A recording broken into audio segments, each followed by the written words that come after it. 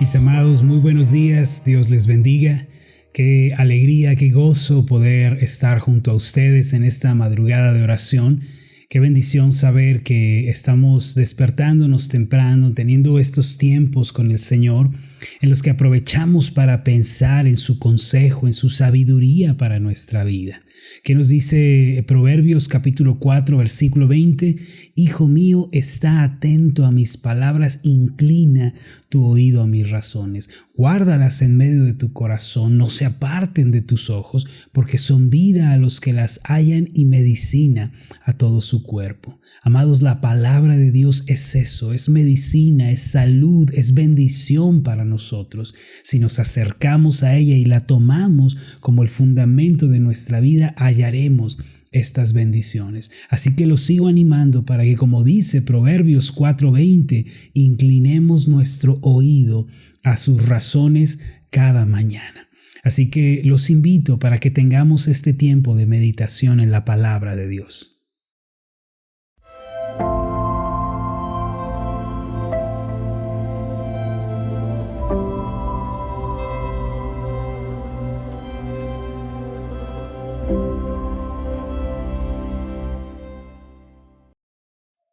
Por favor, síganme con esta oración.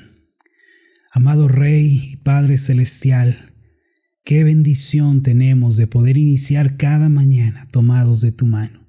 Señor, cada día tus misericordias son nuevas para nosotros. Tu misericordia nunca decae, nunca falta. Y hoy tenemos la bendición de tener un encuentro con ella en nuestra vida personal. Gracias, Padre, porque sigues siendo bueno, compasivo, amoroso, paciente para con nosotros. Señor, abre hoy nuestros oídos para que podamos inclinarlos hacia ti, Señor, y escuchar tu dulce voz resonando a través de la Biblia. Padre, háblanos, te lo pedimos. No queremos otra cosa sino escucharte y caminar contigo. Gracias, Padre, porque aún hoy estás obrando. Tu Espíritu Santo sigue trabajando en nosotros y guiándonos a la verdad. Gracias te damos por esto, Señor. En el nombre de Jesús. Amén y amén. Muy bien, mis amados, pues el día de hoy los voy a invitar para que vengan conmigo a 2 de Corintios capítulo 10, versículo 4. Les quiero compartir este pasaje con el título Nuestra lucha. 2 de Corintios 10, 4. El tema que vamos a abordar es nuestra lucha y el título que le vamos a dar es las armas de nuestro ejército. Este va a ser el tema del día de hoy, las armas de nuestro ejército. Ya que la Biblia es nuestra norma de fe y conducta, todo lo que creemos y todo lo que hacemos debe provenir precisamente de sus enseñanzas. Allí en la palabra de Dios se nos dice que los cristianos tenemos una lucha espiritual contra el mundo, contra la carne y contra el diablo. Sin embargo, nuestra lucha se gana resistiendo. El apóstol Pedro dijo en 1 de Pedro 5, 8 y 9, sed sobrios y velad, porque vuestro adversario el diablo, como león rugiente, anda alrededor buscando a quien devorar, al cual resistid firmes en la fe. Asimismo, Santiago en el capítulo 4, versículo 7 de su epístola dijo lo siguiente: someteos pues a Dios, resistid al diablo y huirá de vosotros. Como podemos ver, mis amados, la guerra espiritual consiste en resistir, en mantenernos firmes en el terreno que Cristo conquistó para nosotros. El mismo apóstol Pablo nos dio la clave para la victoria en la lucha espiritual. En Efesios capítulo 6, versículo 10 está escrito lo siguiente: por lo demás, hermanos míos, fortaleceos en el Señor y en el poder de su fuerza. Esta, mis amados, es la clave en la vida y en la guerra espiritual: ser fuertes en Cristo. Fortalecernos en el Señor es ser llenos de su palabra, es dejar que nuestra mente sea cautiva de Jesucristo. Por esta razón, una persona fuerte espiritualmente no es aquella que grita cuando ora o hace un espectáculo cuando clama a Dios. No, la persona fuerte espiritualmente es aquella que tiene una mente gobernada por Cristo y vive en obediencia delante de Dios. Este es el verdadero guerrero de la fe. Los fortalecidos en Dios siempre son personas obedientes a Dios. Por el contrario, los débiles espiritualmente, ellos van a dejar que su mente vaya tras las cosas de este mundo y van a llevar vidas de desobediencia y de rebeldía contra Dios. Ya que no están fortalecidos y nutridos con la palabra de Dios, son arrastrados fácilmente por el pecado y por la rebeldía. Hoy tenemos que preguntarnos, ¿soy un cristiano fuerte espiritualmente? Como cristiana estoy fortalecida en el Señor. Debemos preguntarnos también, ¿estoy haciendo lo que me toca, la parte que me corresponde en la guerra espiritual? Creo, mis amados, que esto que acabamos de plantear es algo de suma importancia. Hace tiempo leí en una revista científica sobre una enfermedad muy rara llamada de células falciformes. En esta enfermedad, los glóbulos blancos, que son los encargados de contrarrestar las enfermedades, de curar el cuerpo y de regenerarlo, dejaban de combatir al virus y dejaban de combatir a las enfermedades. Aún los medicamentos más agresivos no lograban que los glóbulos blancos se activaran y que entraran en acción. El escritor de esta revista explicaba que los glóbulos blancos parecían estar dormidos y permanecían inactivos, lo que ocasionaba que el cuerpo se debilitara, se enfermara y finalmente, en el peor de los casos, fuera a la muerte. A pesar de que su función era combatir la enfermedad, los glóbulos blancos se mantenían inactivos.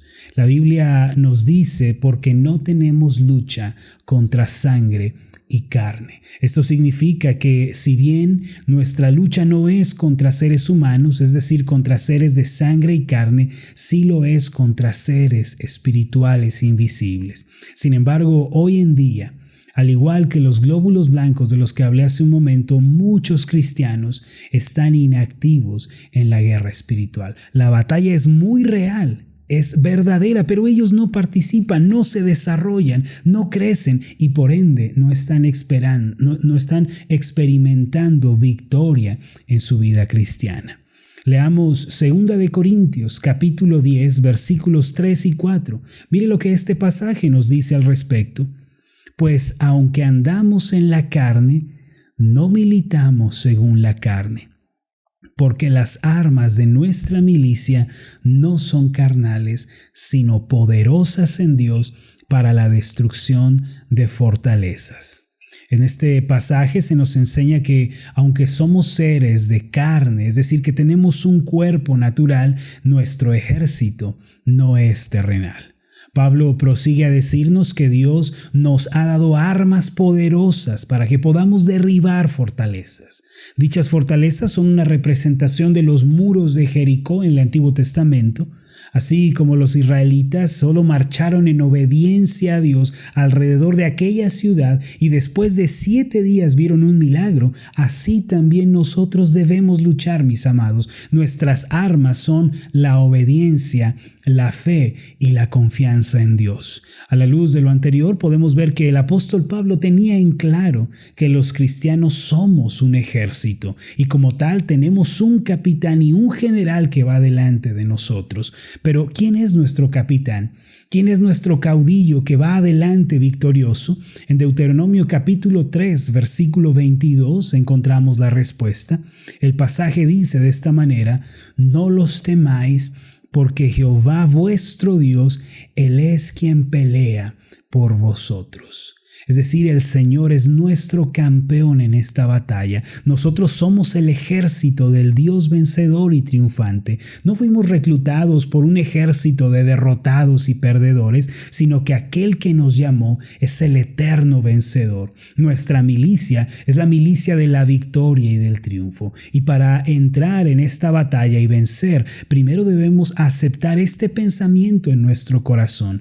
Pablo insistió en que nuestras armas no son carnales, sino que son poderosas en Dios para la destrucción de fortalezas. Por esta razón debemos comprender que nuestras armas no pertenecen al plano natural y terrenal, sino que son espirituales. Ahora, ¿cuáles son las armas que Dios nos ha dado? Como lo dijimos anteriormente, el Señor nos ha dado el arma de la fe. Cuando usted y yo creemos la palabra de Dios, la confesamos con nuestros labios, en realidad el reino de las tinieblas sufre grandes golpes críticos y retrocede. Nuestro adversario, el diablo, quiere vernos derrotados, destruidos, amargados, sin fe ni esperanza. Por eso, cuando un creyente confía en Dios y toma su palabra muy en serio, entonces el diablo huye. También contamos con el arma de la oración. A través de ella venimos ante Dios, ponemos nuestras cargas en Él, confesamos nuestros pecados y recibimos gracia celestial. En la oración es donde recibimos el poder espiritual para salir adelante. Sin embargo, después de todo lo que he dicho, creo que el arma más poderosa que tenemos es la obediencia a Dios. Miren, mis amados, nuestro enemigo, el diablo, puede imitar milagros, señales, como lo hizo con los magos que imitaron los milagros de Moisés en el Éxodo. El diablo puede imitar la alabanza, la adoración, puede imitar profecías, lenguas, manifestaciones asombrosas, puede incluso imitar la predicación, pero hay algo que jamás podrá imitar ni falsificar. Eso es la obediencia a Dios, pues esa es solamente la obra del Espíritu Santo. Cuando una persona se rinde a Cristo y se somete a la autoridad de la Biblia, entonces podemos decir que la obra de Dios se está llevando a cabo fuertemente en su vida. En cierta ocasión escuché a un pastor decir: en mi iglesia están sucediendo muchos milagros y está habiendo mucha profecía, la gente está hablando en lenguas y hay señales, y él se jactaba de estas cosas. En lo personal, no creo que esto sea algo de lo que uno se deba jactar ni en lo cual uno deba basar su éxito ministerial.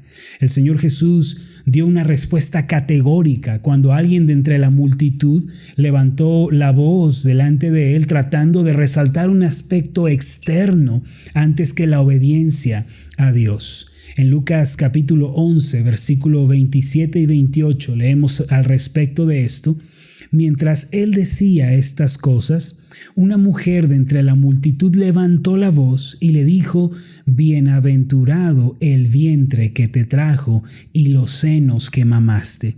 Y él dijo: antes, bienaventurados los que oyen la palabra de Dios y la guardan. En este pasaje, oír la palabra de Dios y guardarla tiene que ver con personas que meditan en los caminos de Dios y como consecuencia le obedecen. Mire las palabras del Señor: antes, bienaventurados los que oyen la palabra y la guardan. Amados, quieren asestar un golpe crítico y demoledor al reino de las tinieblas, quieren aplastar serpientes y escorpiones de verdad, entonces obedezcan a Dios y comprométanse con la justicia. No hay nada más catastrófico, más crítico, más devastador para el enemigo que la obediencia a Dios. Amados, ustedes son el ejército de Dios. Ustedes están en las filas del eterno, victorioso Dios. Tomen las armas de la fe, la oración, la obediencia. Háganse de estas armas y avancen con fe, esperanza y amor, creyendo que la victoria les va a salir al encuentro. En realidad, nuestra lucha es muy sencilla. Solo tenemos que creer la palabra, orar con la palabra y obedecer la palabra. Esta es nuestra lucha.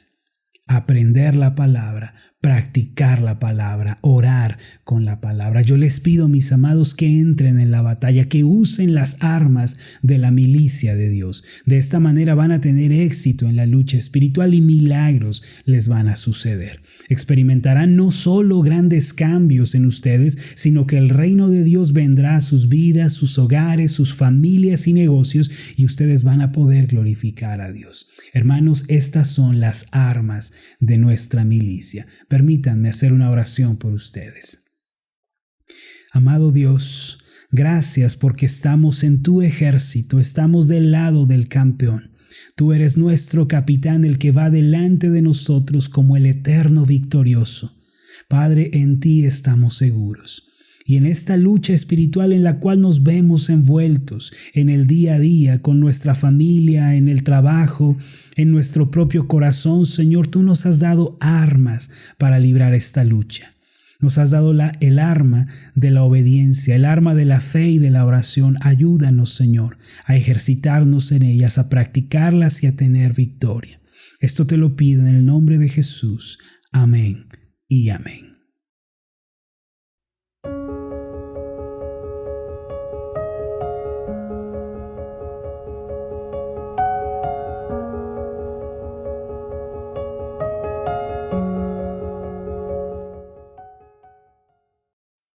Mis amados, qué bendición compartir con ustedes la palabra de Dios.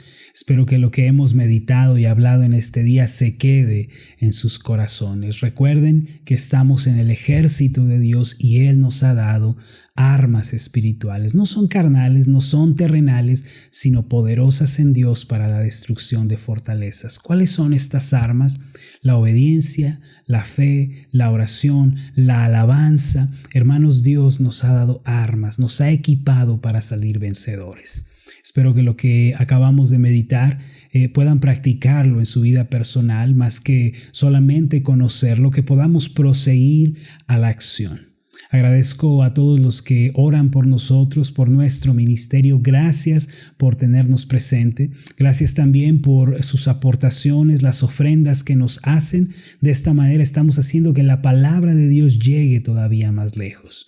Mi nombre es Marlon Corona y fue un gusto enorme haberles acompañado. Mi oración por ustedes es que prosperen en todas las cosas, que gocen de una buena salud, así como prosperan en su alma. Nos vemos en la próxima.